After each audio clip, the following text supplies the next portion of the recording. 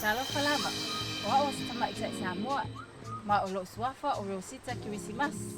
O te mai le mo tele sala fai. Ma o te fia tele fam sala ina fia te o tole malo la tunu fa pele. Ma malo ila to matamata ina nei lavata. Le fai ngol Koko Esi. O me mua. E ia nies, ia lavata pena nies. O esi nei, e mai fatu angol te malo lo fai ngal wengai. Na o tam fai lo ale fisi ese Paulesi. Ia ave ese mama uma na pa. Ama e ala ona fisi na ese Paulesi. Ona mai vai la io lesi on tulang. Matam fai ave ese ia fatu lo itonu les. Ia o mai ona ave ese ina fatu. Awa uma sa ni mai se apa vai. E tipi matu o itonu. Ina ia fufulu ina les. Ama ia. Ona ave la ia la foi itonu el vai o uma sa ni ngale afi. Fa mole. Sa kaina pele esi tono le ulo o mon sa ni ngole afi.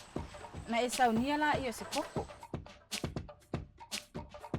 We have a combination with the Whittaker. Whittaker chocolate is a well-known chocolate in the world. And our Samoan Coco, it's a high demand that they always want. It's a very unique and it's very high quality cocoa beans. Iol vai vela le sa kaina ile silo palo le Coco fa malu.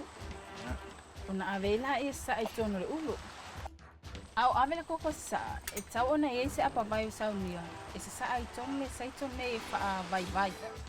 Ia kangai mai, sai kole ko le vai logo uma soka. Nga ia fai ngofi nga ko le ulo ia ma fa avela fa kasi ai. Amai ala onga uma avela sai kole. Ia on fa hale la mon o mele so e ku e kon le ulo Koko Esi pe a uma ku e kon le sai ko. Mai la il pepe wo uma valu sa ia le uma kakao. Ya mai alo na sa al pepe. O le popole sa baluinga mo le pepe o Koko Esi. Te la o fa nga mai e ko e asu ai le Koko Esi. Nga ia fa akile le mangongi manga yo le fa ma Koko Esi. Siri lava me Samoa e tupuia mai o fa mai, fa malisia lo tino ina ia pa le ni le. Ai ia e manatua. Keep it local, and keep keep it it fresh.